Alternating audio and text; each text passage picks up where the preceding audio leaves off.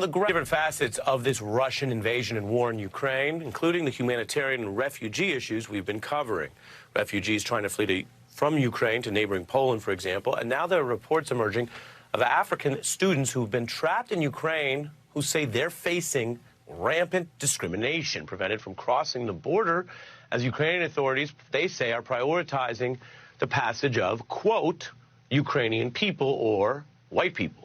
A student speaking to a news outlet in French says that when they got to the Polish border, there were scuffles and it looked like black students were effectively being singled out, shunned, and facing that discrimination. Another student who spoke to NBC News says that when they were with other students and they were able to cross into Poland, they were then denied some of the very same rights or humanitarian assistance that was being directly offered to a bunch of other refugees from Ukraine who were white.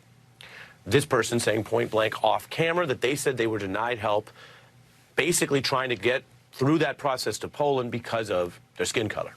One student also agreed to appear partially on camera, reluctant to reveal their identity for fear of retaliation, trying to get ultimately back to the Nigerian embassy.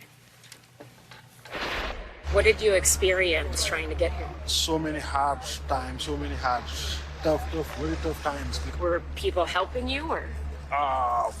Some people helping us, but the guards on the borders, they didn't help us. It was hard to talk to them because most of them, we can understand of the situation, they were very nervous.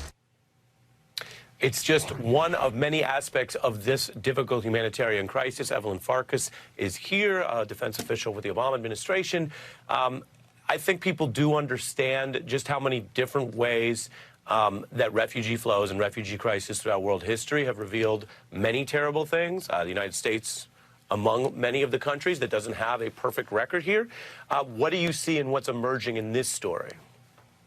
Well, it's interesting, Ari, because a lot of people have made a comparison between the migrant flows in 2015 in Europe, which you may recall came out of the horrible humanitarian catastrophe in Syria, and they were joined by African refugees fleeing the persecution and hardship in Africa, as well as Afghans fleeing the war there.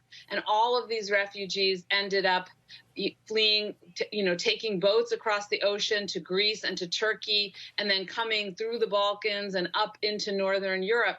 And at that point, Angela Merkel, though she was under a lot of pressure not to do so, did open the doors in Germany. But there was a lot of xenophobia, a lot of, frankly, racism. And the comparison here was that the Ukrainians who were going over the border into Poland, they were welcomed with open arms. Why? Because ethnically, they're very closely, obviously they look similar, their languages are similar, they're neighbors. So there was none of that xenophobia, none of the racism. And it's really unfortunate, to say the least. That's probably an unfortunate choice of words. It's just disappointing. Ukraine is a cosmopolitan country. Kyiv is a capital city with a lot of industry, probably more than one university, I actually don't know, but many universities, students there from all over. We've seen them in some of the footage NBC has shown in hiding out also in the metro tunnels. And so it's not surprising that people are living there from all over the world. It is really disappointing, though, that they're not being treated the same way as the Ukrainians or as other white Europeans are, or Americans. Yeah, and we've just been sort of keeping up with this because, as I showed, there's some limited reporting, there was some print reporting, there were some individuals, of course, available to speak a little bit on camera, trying to occlude the identity slightly. And so this is a story we're going to stay on as, again, we're learning about different aspects of this, including, as you mentioned, what other countries are doing and what may be a haphazard process that has curdled into a very discriminatory process, according to some reports. We are going to stay on that, and I'll let Evelyn Farkas on more than one story tonight. Thank you for being here.